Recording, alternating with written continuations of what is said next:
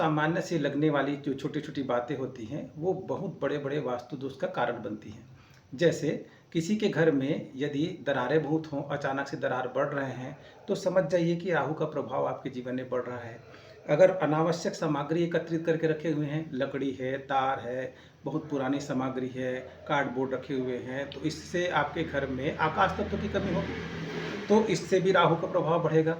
अब जब भी जीवन में लग रहा है कि हम बहुत मेहनत कर रहे हैं, सफल नहीं हो पा रहे हैं, तो केवल जन्म कुंडली ही नहीं, आपके घर में कुछ न कुछ वास्तु दोष निर्मित हो रहा है। उसका शीघ्र ही उपचार करें, उसको बढ़ने ना दें। अनावश्यक नल टपक रहा है, तो वो भी आर्थिक हानि का संकेत है।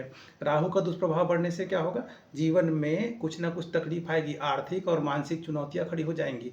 और कहीं नैऋत्य कोण की तरफ अगर दरार है या बड़ा कोई खिड़की है आपके घर में या कोई प्रवेश द्वार आपने नया खोल दिया है, तो आप समझ लीजिए कि आपने मुसीबत को न्योता दे दिया है। इसलिए ध्यान रखें, घर में कोई भी सामग्री इधर-उधर हटाने से पहले उसका निरीक्षण अवश्य कर लें, वास्तु ज़रूर चेक कर लें।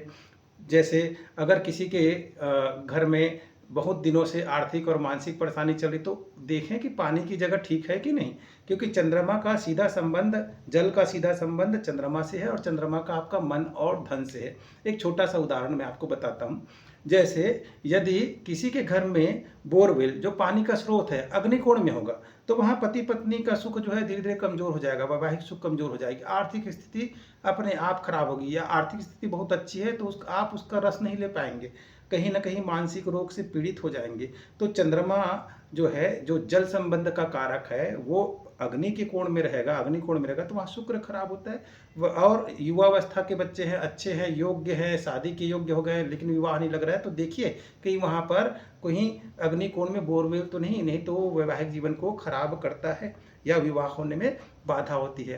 तो ऐसे छोटे छोटे चीज़ों का आप ध्यान रखिए जीवन में, और अपने घर का एक बार अवश्य निरीक्षण करें और अपने नज़दीकी वास्तुशास्त्री से एक बार अपने घर को विजिट जरूर कराएं। उससे आपके जीवन के आने वाली बहुत सारी बाधाओं से आप बच सकते हैं। केवल पूजा पाठ मंत्र जाप ही सब कुछ नहीं है। हम जहाँ रहते हैं उस आकाश तत्व से हम प्रभावित हुए बिना नहीं रह सकते। आपका घर, आपका जो मकान है और वहाँ जिस प्रकार की ऊर्जा है, उसकी वास्तविक प्रतिबिंब आप स्वयं हैं। अगर घर में ईशान कोण में दोष होगा तो आपकी सोचने समझने की शक्ति कमजोर पड़ेगी या आपकी निर्णय क्षमता में कमजोरी आएगी। अगर नैऋत्य कोण में कोई प्रवेश द्वार है या बड़ी खिड़कियां हैं, तो आकस्मिक रूप से बाधाएं, तंत्र मंत्र विचार से पीड़ित हो जाएंगे। साल 2 साल में कोई ना कोई बड़ी मुसीबत या दुर्घटना घटते रहेगी।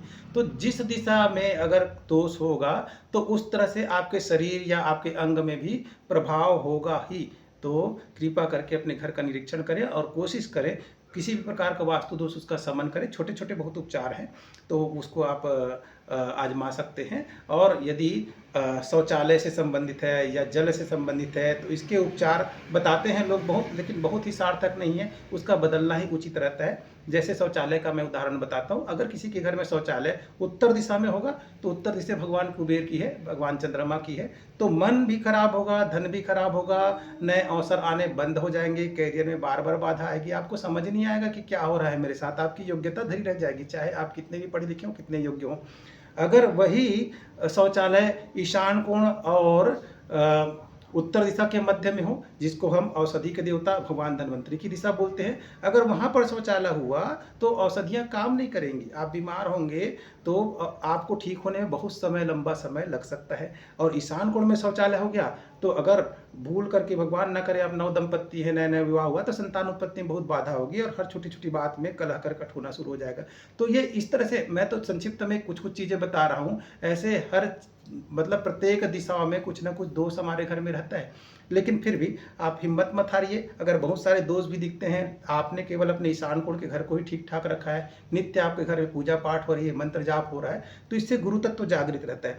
और जब गुरु तत्व जागृत रहता है, पूजा पाठ होते रहते हैं, तो थोड़े बहुत 25-30% जो दोष भी है, तो वो प्रभावित आपको नहीं करते, वो दबे रह जाते हैं। तो हमेशा आप धर्म के आस्था, आप धार्मिक रहिए, सात्विक रहिए, मंत्र जाप करिए, किसी गुरु के शरण में रहिए, कोई मंत्र का एक कवच अपने लिए बनाइए, नित्य स्तुति करिए भगवान का, तो इससे छोटे मोटे वास्तु दोष दबे रहेंगे।